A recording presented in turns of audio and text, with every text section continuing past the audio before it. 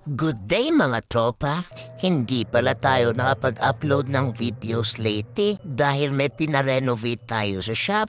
Pinalagyan ko kasi ng pintuan yung part na yan para magkaroon tayo ng access sa pinakamalapit na CR.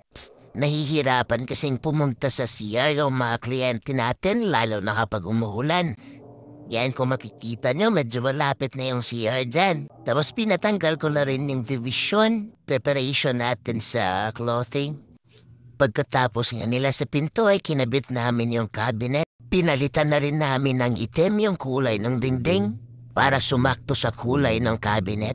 Pinagtulungan na lang namin ni Mrs. yung pagpipintura para makalas sa expenses.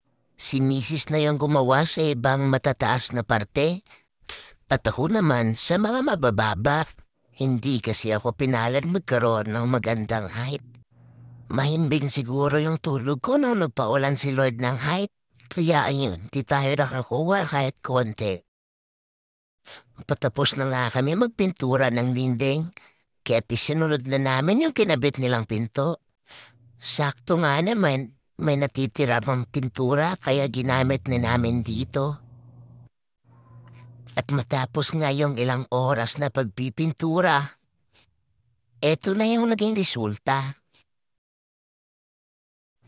Hanggang dito na lang muna yung ating video mga tropa.